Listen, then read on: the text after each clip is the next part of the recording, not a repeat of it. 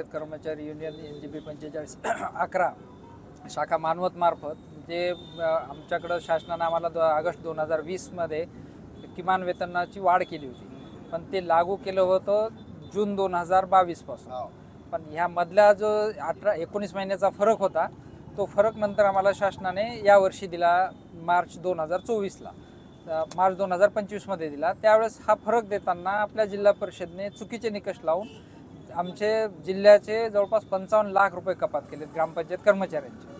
या ग्रामपंचायत त्यातल्या पाथरी आणि मानवत तालुक्यातून आम्ही 1 एप्रिल 2025ला उपोषण केलं होतं याच मागण्यासाठी, जो की कपात केलेली रक्कम आहे ती चुकीच्या पद्धतीची आहे आणि ही जवळपास 2 तालुक्याची मिळून 9 लाख रुपयाची रक्कम आहे। आणि यामध्ये जवळपास आमच्या मानवत आणि पाथरीमधले 50 कर्मचारी आहेत, त्यांच्यावरती हा अन्याय झालेला आहे आणि या अन्यायाबाबत आम्ही वारंवार निवेदन दिले, वारंवार दोन वेळेस यापूर्वी आम्ही उपोषण केले होते, पण त्यानंतरही शासन कुठल्याही आपल्या जिल्हा परिषदनं हालचाल केली नाही आणि विशेषतः हा निधी आपल्या जिल्हा परिषदकडे अजूनही तसाच आहे, RGCकडे परत गेलेला नाही। ही प्रमुख मागणी आहे।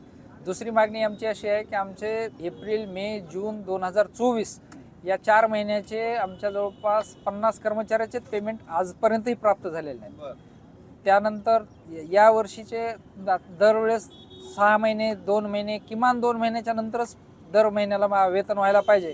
त्यासाठी एक तर कुठली ठराविक तारीख नाही, जशी दुसऱ्या एखाद्या कर्मचाऱ्याला 5 तारखेला, 2 तारखेला, 10 तारखेला पगार होते, तशी आमची कुठलीही फिक्स तारीख नाही। त्याला कधी होईल याचा वेळ काळ ठरलेला नाही आणि याची जबाबदारी कुणीही घ्यायला तयार नाही, जे की दर महिन्याला व्हायला पाहिजे होतं पेमेंट। या पद्धती आहेत आणि जे आम्हाला ग्रामपंचायतकडून 2007 पासून शासनाने राहणीमान भत्ता आणि भविष्य निर्वाह निधी द्यायला पाहिजे, हा आजपर्यंत एकाही ग्रामपंचायतने जिल्ह्यातल्या आपल्या दिलेला नाही। या सर्व मागण्यांच्या पूर्ततेसाठी आम्ही वारंवार शासनाकडे, आपल्या जिल्हा परिषदकडे वारंवार निवेदनं, वारंवार मागण्या केलेल्या आहेत, या वारंवार वेगवेगळे आंदोलनं केलेले आहेत, पण याचा कुठलाही परिणाम झाला। आज शेवटचा पर्याय म्हणून आज आम्हाला जिल्हा परिषद समोर आमरण उपोषणाला बसावे लागलेले आहे।